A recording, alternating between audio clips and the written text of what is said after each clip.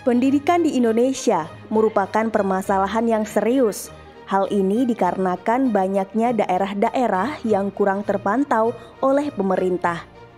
Sehingga terjadi ketidakseimbangan dari pendidikan yang berada di kota dan daerah yang kurang terpantau seperti di wilayah kepulauan.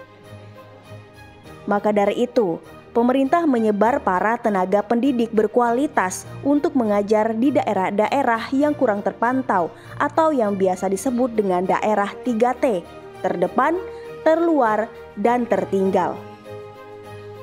Menjadi tenaga pendidik di daerah terpencil tidaklah mudah, apalagi daerahnya berada di wilayah terluar. Seperti yang dirasakan oleh Ari Tonang yang diberikan tugas untuk mengajar di Pulau Terluar Enggano, yakni di SMP Negeri 1 Enggano atau yang sekarang dikenal dengan nama SMP Negeri 17 Bengkulu Utara. Saat pertama kali ia ditugaskan pada tahun 1989, butuh perjuangan dan mental yang kuat untuk sampai di Pulau Enggano, karena transportasi laut pada saat itu jauh di bawah standar.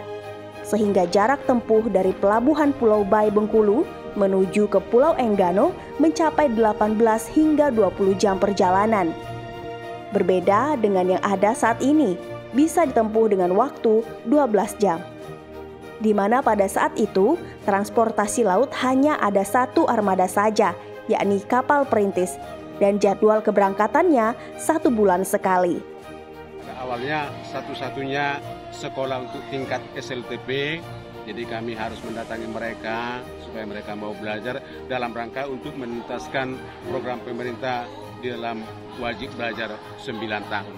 Namun demikian enggak serta-merta orang tua juga katakanlah meresponi. Alasan mereka yang pertama pada saat itu terutama untuk desa Banjarsari, Kaana dan Kayapu, transportasi yang begitu sulit, kemudian juga mereka harus mengeluarkan biaya mondok. Nah, hal ini menjadi kendala bagi kami bagaimana supaya meyakinkan mereka untuk belajar. Nah, kemudian yang kedua pada saat itu memang jalan darat itu sangat sulit ditempuh. Ketika kami mau ke Banjarsari, mau ke Kaana Kayapu, itu kadang-kadang harus lewat pantai, masuk ke hutan lagi, jadi keluar masuk. Kalau kami berangkat pagi, itu paling cepat bisa sampai jam 3 sore di Banjarsari. Seiring berjalannya waktu, dunia pendidikan di Pulau Enggano terus mengalami perkembangan yang cukup baik, mulai dari bangunan, fasilitas, hingga jumlah murid-murid yang terus mengalami peningkatan. Ari Tonang berharap pemerintah daerah dapat memberikan perhatian lebih terkait sarana dan prasarana penunjang belajar mengajar. Selain itu, Ari Tonang juga berharap agar reward yang pernah diberikan kepada guru yang mengajar di kepulauan dapat kembali diberikan agar guru-guru yang berada di kepulauan memiliki nilai lebih daripada guru-guru lain yang ada di daratan.